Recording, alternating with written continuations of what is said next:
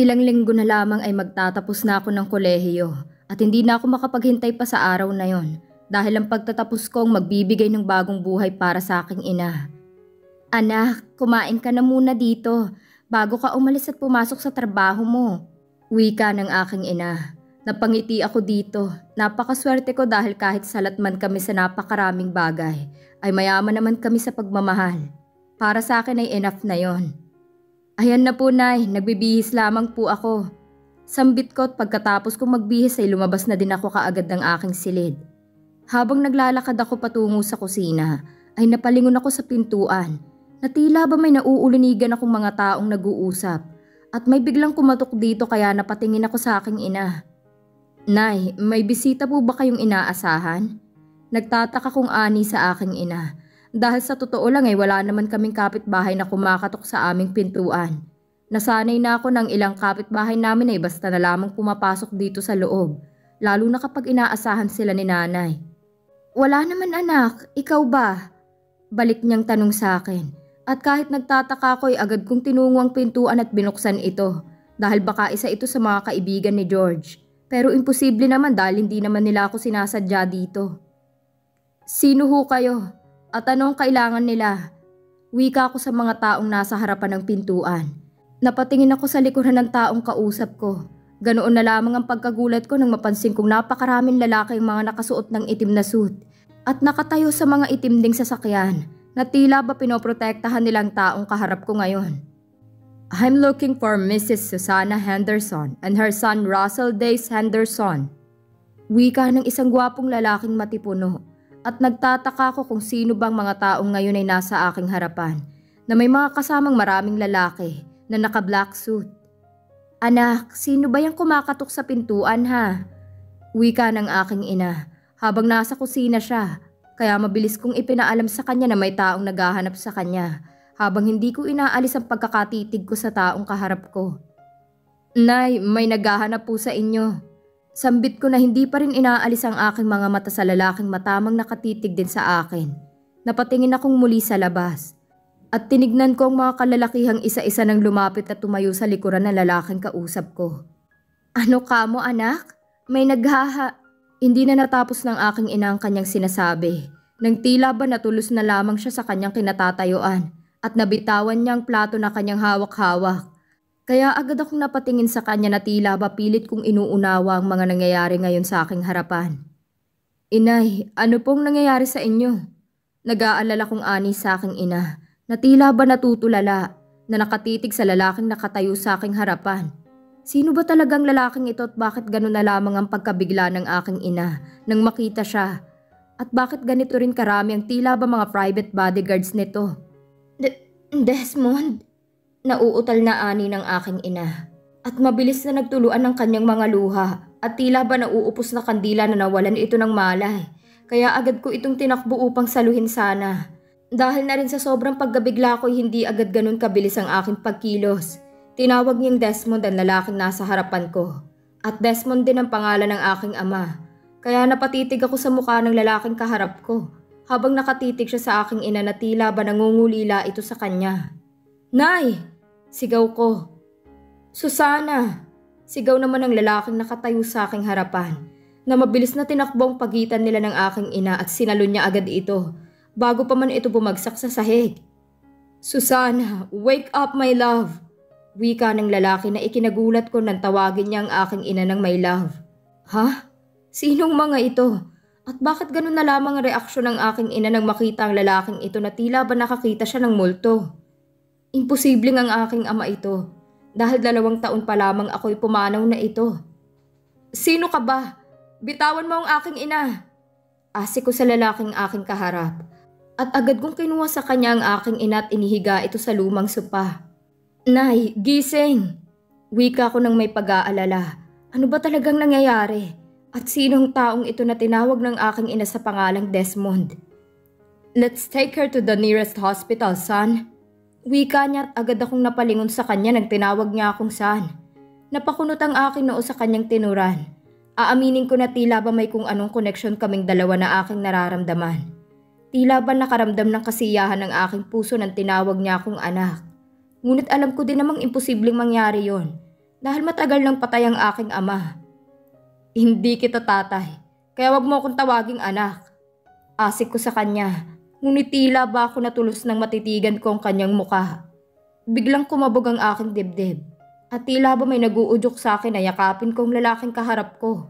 Please, let me take her to the nearest hospital. Wika niyang may pag-aalala sa kanyang muka, kaya napatango na lamang ako at binuhat kong muli ang aking ina at sumakay na kami sa napakagara niyang sasakyan. At ang lahat ng nakasuot ng itim na suit ay nakasunod lamang sa aming sinasakyan.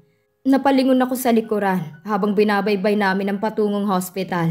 At namamangha talaga ako na parang mga robot ang mga nakasuit na isa-isang nagsakayan sa kanilang mga sasakyan. At pagkatapos ay sunod-sunod na nagsunuran sa amin, habang 3 namang sasakyan ang nasa unahan namin. Bawat isang sasakyan ay may sakay na 4 hanggang 5 tao. Ganoon karami ang taong nagbabantay sa taong nakaupo sa likuran ko, habang nakaalalay sa aking ina sa pagkakahiga sa likuran ng sasakyang ito. Sino ang taong ito? Gaano ba ito kaimportante at ganoon na lamang ang seguridad ng mga taong nagbabantay dito? Nakarating kami sa pinakamalapit na ospital at agad ding inasikaso ang aking ina ng mga doktor na tila ba isang reyna ang aking ina, kaya nagtataka ako sa mga ikinikilos ng mga empleyado ng ospital sa amin. Sinong Desmond na ito? At bakit kapangalan niya ang aking ama? Bakit ganoon na lamang ang pagkagulat ng aking ina nang makita niya ang lalaking ito? Mga katanungang hindi ko alam kung paano ko masasagot.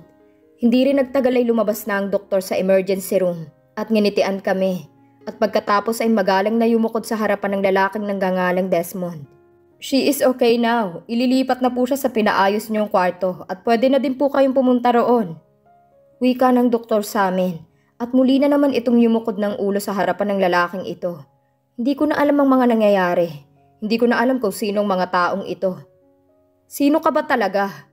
Nakakunot na akong tanong sa kanya dahil hindi na ako makapaghintay na malaman kung sinong taong ito. You'll find out soon, son.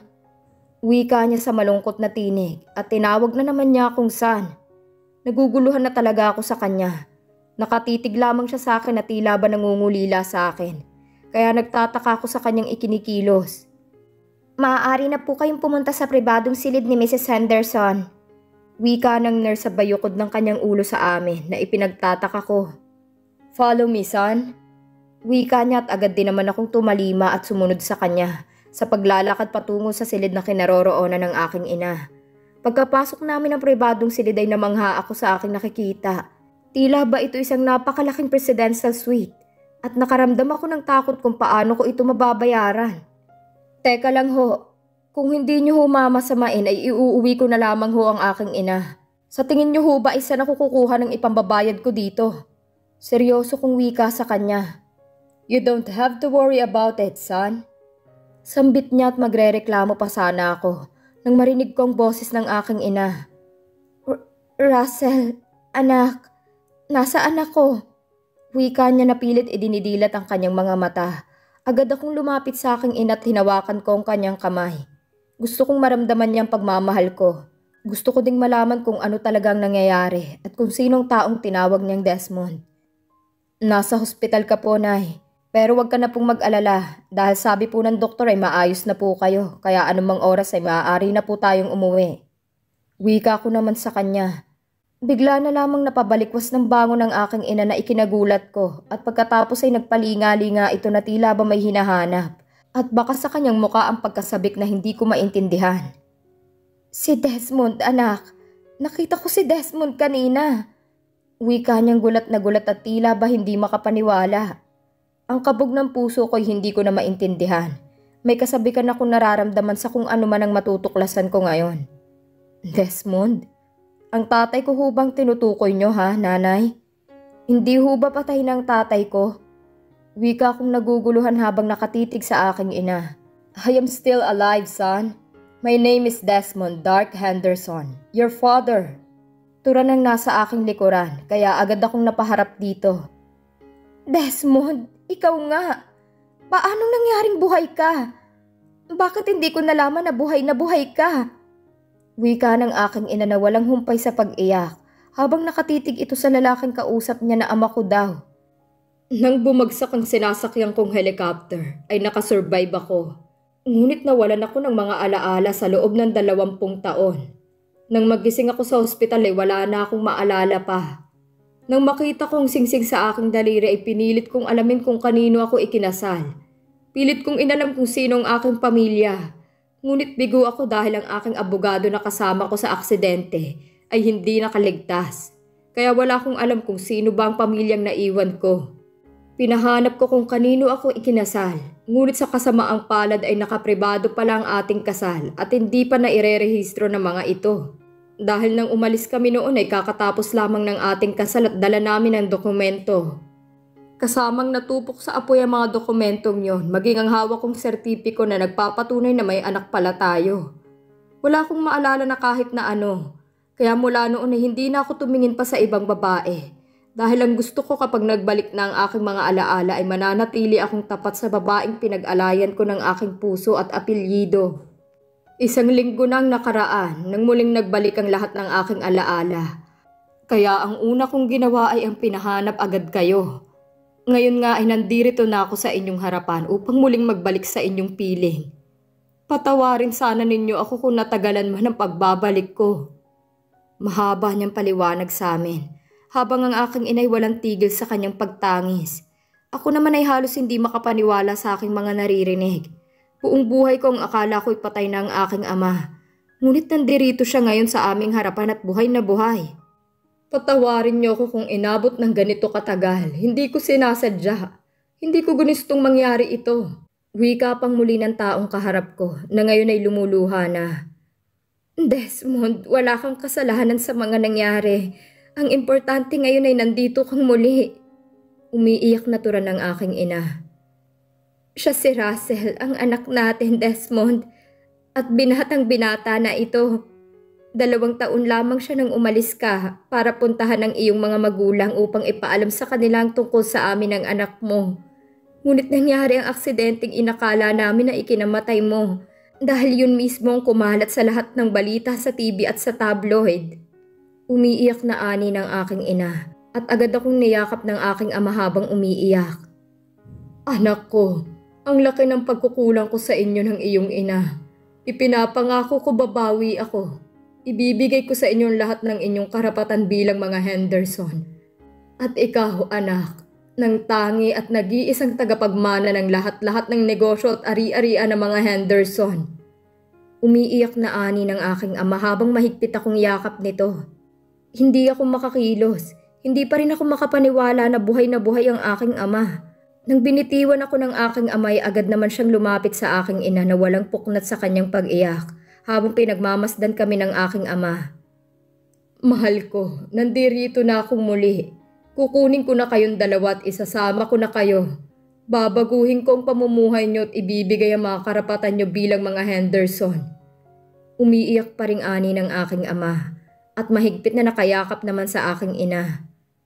Salamat sa Diyos at hindi kanya tuluyang kinuha sa amin ang anak mo. Wika ng aking ina habang pinapanood ko lamang sila.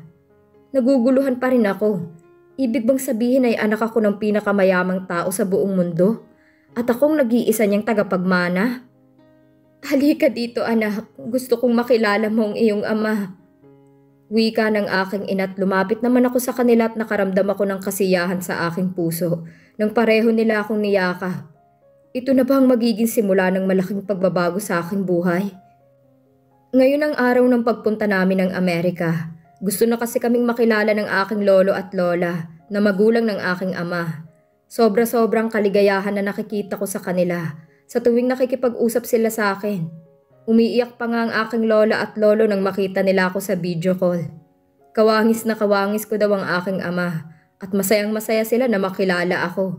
At may apo na daw pala sila.